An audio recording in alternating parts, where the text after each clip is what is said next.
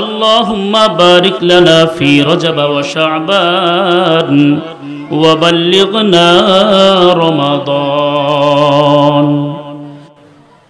হে আল্লাহ, আপনি আমাদেরকে রজব এবং শাবান মাসের বরকত দান করেন। এক নম্বর প্রার্থনা, ও আল্লাহ, আপনি আমাদের সকলকে রজব ও শাবান মাসের বরকত দান করেন। বোঝা গেল রজব এবং শাবান মাসের মধ্যে বরকত দান করেন কে? আল্লাহ সুবহানাহু ওয়া তাআলা। আর দ্বিতীয় প্রার্থনাটি হলো ওয়া বাল্লিগনা রমাদান। ও আল্লাহ, আপনি আমাদের হায়াতকে রমজান পর্যন্ত দীর্ঘায়িত করে দেন। আল্লাহু আকবার। এই বলে বলে আল্লাহ সুবহানাহু ওয়া তাআলার কাছে দোয়া করতে হবে।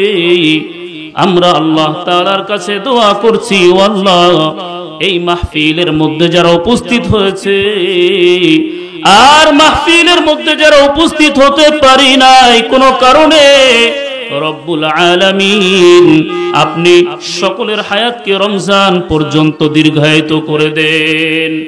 কারণ রমজান এমন একটি মাস, যেই মাসের মধ্যে রব্বুল আলামিন তার বান্দার গুনাহগুলোকে ক্ষমা করে দিয়ে বান্দার জন্য জান্নাতকে ওয়াজিব করে দেন। রমজান মাস সম্বন্ধে হাদিস শরীফের মধ্যে এসেছে, তুফতাহু ফীহি আবওয়াবুল জান্নাহ ফালাম ইউগলাক মিনহা বাব। রমজান মাসের মধ্যে জান্নাতের দরওয়াজাগুলি খুলে দেওয়া হয়। আর এক হাদিসের মধ্যে এসেছে, তুযায়্যানুল জান্নাহ মিনাল হাউলি ইলাল হাউল। জান্নাতকে সুসজ্জিত করা হয় ওই বছরের শুরু থেকে নিয়ে শেষ পর্যন্ত। জান্নাতকে সুশোভিত করা হয়, সুসজ্জিত করা হয়। যখন রমজান মাস শুরু হয়ে যায় তখন জান্নাতের সমস্ত দরওয়াজাগুলিকে খুলে দেওয়া হয়। এই জন্য ও আমার যুবক ভাইরা, ও আমার পর্দার অন্তরালের মা ও বোনেরা, আমালিয়াতের দিক থেকে দিনার দিন অগ্রসর হতে হবে। রজব মাস, এরপরে শাবান, এরপরই হলো রমজান মাস। এখন থেকে রমজান মাসের জন্য প্রস্তুতি আমাদেরকে গ্রহণ করতে হবে। নিয়তকে খাঁটি করতে হবে, উদ্দেশ্যকে খাঁটি করতে হবে। আজকে আমার উদ্দেশ্যের মধ্যে ভেজাল রয়েছে, উদ্দেশ্যের মধ্যে নিয়তের মধ্যে ভেজাল রয়েছে। এই জন্য দেখা যাচ্ছে আমাদের কাজের মধ্যে বরকত হয় না। এই জন্য উদ্দেশ্য ও নিয়তকে খাঁটি করতে হবে। উদ্দেশ্য ও নিয়ত যদি খাঁটি রাখি, আমাদের প্রতিটি আমলের মধ্যে বরকত আর বরকত হবে। আফসোস আর আফসোস, আজকে মুসলমানের উদ্দেশ্য ঠিক নাই। মুসলমানের উদ্দেশ্য ইসলাম ব্যতীত অন্যদিকে চলে গিয়েছে। ওই যে স্কুলের মধ্যে ছাত্র ছাত্রীদেরকে একটা রচনা লিখতে বলা হয়, একটা রচনা লিখতে বলা হয়। কি সেই রচনা? তোমার জীবনের উদ্দেশ্য কি? তোমার জীবনের উদ্দেশ্য কি? উত্তর পাওয়া যায়, আমার জীবনের উদ্দেশ্য হলো ডাক্তার হওয়া, আমার জীবনের উদ্দেশ্য হলো ডক্টর হওয়া, আমার জীবনের উদ্দেশ্য হলো ব্যারিস্টার হওয়া, আমার জীবনের উদ্দেশ্য হলো উকিল হওয়া, জীবনের উদ্দেশ্য হলো এইভাবে বড়লোক হওয়া। দুনিয়াটাকে স্বাচ্ছন্দ্যময় অনুযায়ী, দুনিয়াটা আরাম আয়েশে কাটিয়ে দেওয়া। জান্নাত পাওয়ার মাকসাদ উদ্দেশ্যের মধ্যে থাকে না। এই জন্য দেখা যায় আখিরাতের মধ্যকার যে আমল আখিরাত পাওয়ার জন্য রয়েছে, ওই আমলের মধ্যে আমরা শান্তি পাই না। উদ্দেশ্যকে ঠিক করতে হবে। ডাক্তার উদ্দেশ্য করেছে আমি ডাক্তার হব, ডাক্তার হওয়ার পর তার উদ্দেশ্য এখানেই শেষ। তাকে যদি জিজ্ঞাসা করা হয় আমি ডাক্তার হয়েছি টাকা অর্জন করার জন্য, এ ভাই তোমার কি উদ্দেশ্য? ব্যারিস্টার উদ্দেশ্য। ব্যারিস্টার হয়েছো কেন? টাকার উদ্দেশ্যের জন্য। তুমি উকিল হয়েছো কেন হয়েছো? বলে টাকা ইনকাম করার জন্য। আমার ভাইরা, এই উদ্দেশ্যগুলোর মধ্যে আল্লাহ তাআলার সন্তুষ্টি নেই, এই উদ্দেশ্যগুলোর মধ্যে কোনো মানব সেবা নেই। একটা গরু, একটা ছাগল, একটা চতুষ্পদ জন্তু, ওই চতুষ্পদ জন্তু মালিকের কাছ থেকে আশা রাখে আমার মালিক আমাকে খড় কুটা দিবে, আমার মালিক গামলা ভরে পানি দিবে, আমি সেগুলো পান করব। এই আশা রাখে এই খড়কুটা খাওয়ার পরে মালিকের উদ্দেশ্যর দিকে কিন্তু ফলো করে না। দেখা যায় অন্যান্য ক্ষেত খামারে চলে গিয়ে ফসল আদি ভক্ষণ করে, অন্যর ক্ষেতের ফসল খায়। এখন যদি মালিক বলে, ও চতুষ্পদ জন্তু, গরু ও ছাগল, তুমি ওই ক্ষেতের মধ্যে যেও না, ওই ফসল আদি আর খাবে না। দেখা গেল আকল না থাকার কারণে গরু, ছাগল কিংবা চতুষ্পদ জন্তু এই কথা শুনবে না, এই নিজের মন চাহি চলবে। এই জন্য দেখা যায়, এইভাবে দেখা যায় আমরা দুনিয়ার মধ্যে কতক মানুষ এমন রয়েছে মন চাহি জিন্দেগি অতিবাহিত করছে। মালিক ইবাদত করার জন্য বলছে, মালিক ডাক দিয়ে বলছে, ওয়াল্লাযীনা কাফারু ইয়াতামাত্তাউনা ওয়া ইয়াকুলুন কামা তাকুলুল আনআমু ওয়ান নারু মাসওয়াল লাহুম। যারা আখিরাতকে অস্বীকার করে, যারা আল্লাহ তাআলাকে মানে না, আল্লাহ সুবহানাহু ওয়া তাআলা বলেন ইয়াতামাত্তাউনা ওয়া ইয়াকুলুনা, ওরা উপভোগ করছে, ওয়া ইয়াকুলুনা পানাহার করছে, কামা তাকুলুল আনআম যেইভাবে চতুষ্পদ জন্তু পানাহার করে, ওয়ান নারু মাসওয়াল লাহুম ওদের ঠিকানা হচ্ছে জাহান্নাম। এই জন্য সম্মানিত উপস্থিতি, আমার উদ্দেশ্যকে ঠিক করতে হবে। আমার লক্ষ্যের মধ্যে, উদ্দেশ্যের মধ্যে আমি এইভাবে মা বাবার খিদমতের সেবাকে অগ্রাধিকার দেই নেই, মন চাহি জিন্দেগি অতিবাহিত করার লক্ষ্যে সামনে অগ্রসর হচ্ছি। কিন্তু মা বাবার খিদমত করার ফজিলত বড়। কেউ যদি মা বাবাকে সন্তুষ্ট করতে পারে, এর বিনিময় হচ্ছে জান্নাত। কিন্তু আমরা মুসলমান জেনে শুনেও, আমরা মুসলমান জেনে শুনেও তারপরও গুনাহের মধ্যে মত্ত হয়ে যাচ্ছি, মা বাবার খেদমত করছি না। অন্যান্য যে আমলগুলি রয়েছে সে আমলগুলির পাবন্দি আমরা করছি না। মা বাবার খেদমত করলে দুনিয়ার মধ্যে রব্বুল আলামিন 5টি পুরস্কারে পুরস্কৃত করবেন। সুবহানাল্লাহ। যদি কোনো ব্যক্তি আল্লাহ সুবহানাহু ওয়া তাআলাকে সন্তুষ্ট করার লক্ষ্যে মা বাবার খেদমত করতে পারে, হযরত আশরাফ আলী থানভী ফারুকী রাহমাতুল্লাহি আলাইহি বলেন, ওই ব্যক্তি দুনিয়ার মধ্যে, ওই ব্যক্তি 5টি পুরস্কারে পুরস্কৃত হবে। 1 নম্বর পুরস্কার হচ্ছে, যেই ব্যক্তি মা বাবার খেদমত করবে ওই ব্যক্তি দীর্ঘ হায়াত পেয়ে যাবে। দীর্ঘ হায়াত পাওয়ার অর্থ 80-90 বছর, 100 বছর হায়াত পাবে এবং হায়াতের মধ্যে বরকত পাবে। ওই মা বাবা যখন সন্তুষ্ট হবে, মা বাবা মন থেকে দোয়া করবে, ও আল্লাহ, আমার সন্তানকে ওই পরিমাণ হায়াত দাও যেই পরিমাণ চুল আমার মাথায় রয়েছে। মা বাবার মোহাব্বতটা একটা ভিন্ন জিনিস, ভিন্ন মোহাব্বত। মা বাবার মোহাব্বতের সাথে অন্যান্য মোহাব্বতের সাথে তুলনা করা যায় না। এখন দেখা যায় মা বাবার মোহাব্বতের উদাহরণ, মা বাবা মোহাব্বত করবে কিভাবে? ছেলে মা বাবার জন্য দোয়া না করে মন চাহি জিন্দেগি অতিবাহিত করছে, মা বাবাকে কষ্ট দেয়, মা বাবাকে মারধর করে, যার কারণে মা বাবার অন্তর থেকে বদদোয়া এসে যায়। খবরদার, বদদোয়ার কাজ করা যাবে না, মা বাবার দোয়া নিয়ে চলতে হবে। মা বাবার দোয়ার বড় অ্যাকশন। ওই মা বাবাকে, ও যুবক, যদি তুমি সন্তুষ্ট করতে পারো, ওই মা বাবা তোমার জন্য দোয়া করে।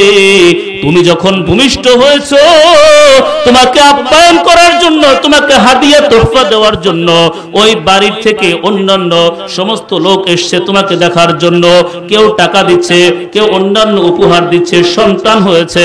মা ডাক দিয়ে বলতেছে, না না, এগুলো লাগবে না, আমার কিছু দরকার নাই, তোমরা দোয়া করো আমার সন্তানটা যেন বেঁচে থাকে।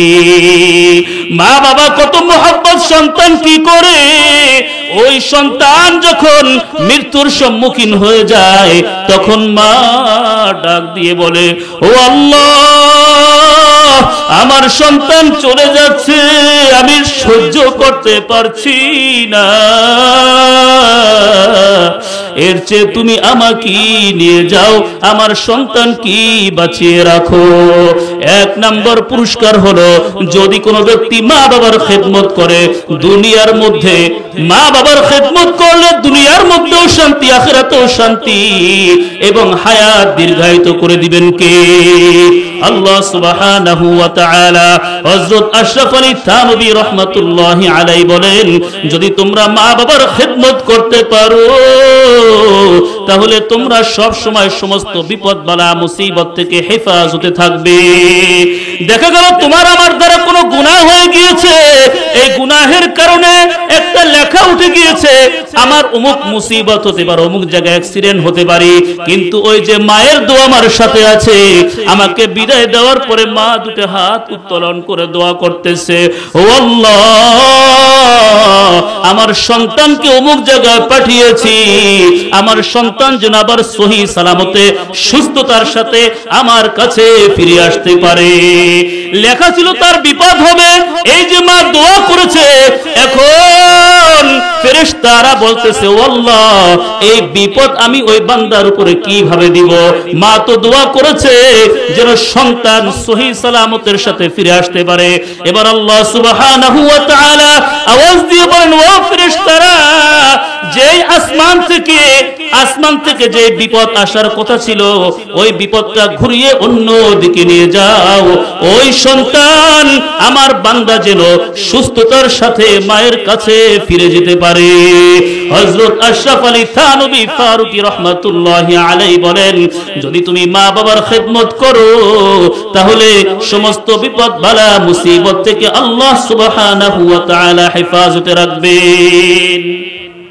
তৃতীয় নাম্বার পুরস্কার হলো যদি তুমি মা বাবার খেদমত করতে পারো তাহলে আল্লাহ সুবহানাহু ওয়া তাআলা তোমাকে কখনো লাঞ্ছনা করবেন না, সব সময় সম্মানের চেয়ারে বসাবেন। আমি তো আবু সাইদ ফারুকী বলছি, আমি এই চেয়ারে বসছি একমাত্র মা বাবার দোয়ার উসিলায়। দেখা গেল চাকরির জন্য তুমি অ্যাপ্লিকেশন করেছো, তোমার সাথে অনেকেই চাকরির জন্য অ্যাপ্লিকেশন করেছে, অন্যান্যদের উপরে মা বাবার দোয়া নাই। ও বান্দা, ও বান্দি, তোমার উপরে আল্লাহ সুবহানাহু ওয়া তাআলার সন্তুষ্ট নিহিত রয়েছে। কেন? বলে তোমার উপরে মা বাবা সন্তুষ্ট হয়ে গিয়েছে। অ্যাপ্লিকেশন করেছো, মা বাবার সন্তুষ্ট থাকার কারণে দেখা গিয়েছে তোমার অ্যাপ্লিকেশন করাটা কার্যকর হয়ে গিয়েছে। আশরাফ আলী থানভী ফারুকী রাহমাতুল্লাহি আলাইহি বড় বুজুর্গ, তিনি বলেন যদি কোনো ব্যক্তি মা বাবার খেদমত করে তাহলে আল্লাহ সুবহানাহু ওয়া তাআলা তাকে সম্মানের চেয়ার দান করবেন।